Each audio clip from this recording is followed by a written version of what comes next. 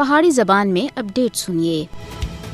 بھارتی وزیر داخلہ امت شاہ دے دورے دے خلاف بھارت غیر قانونی زیر قبضہ جموں کشمیر وچ مکمل ہڑتال کی جا رہی ہے۔ ہڑتال دی کال کل جماعت یورید کانفرنس سن دیتی سی اور دوئے حریت رہنماواں اور تنظیماں سن اس دی مکمل حمایت کی ہے تاکہ بھارت کو یہ پیغام دیتا جلے کہ کشمیری حق خود ارادیت تے کٹ کسی چیز کو قبول نہیں کر دے جس کا وعدہ انہاں تھی اقوام متحدہ سن کر رکھا ہے۔ مختلف علاقوں وچ لائے گئے پوسٹراں دے ذریعے لوکاں تھی اپیل کی گئی ہے کہ وہ ہڑتال کو کامیاب بنان۔ کل جماعت یورید کانفرنس سن سرینگر تے جاری ایک بیان وچ رجوری وچ ایک تقریب وچ امت شاہ دے ان دعواں کو جھوٹ اور مخول قرار دیتا ہے جنہاں وچ انہاں سن آخیا ہے کہ دفعہ 370 دی منسوخی دے بعد جموں کشمیر وچ سارا کچھ محفوظ ہو گیا ہے۔ حریت کانفرنس سن آخیا ہے کہ دفعہ 370 دی منسوخی دے بعد ہر ددنی بنیاد دے اوتے بے گناہ نوجواناں دا قتل اور ہزاراں کشمیریاں دی گرفتاری بھارتی وزیر داخلہ دے جھوٹے دعواں دی سراسر نفی ہے۔ مقبوضہ جموں کشمیر وچ بھارتی وزیر داخلہ امت شاہ دے دورے دا مقصد مقبوضہ علاقے دی حقیقی صورتحال دے بارے وچ دنیا کو گمراہ کرنا ہے۔ امت شاہ دا دورہ ایک سموک سکرین ہے جس دا مقصد بھارتی فوجیاں دے سخت جرائم اور انسانی حقوق دی خلاف ورزیاں دے بین الاقوامی توجہ ہٹانی ہے۔ بھارت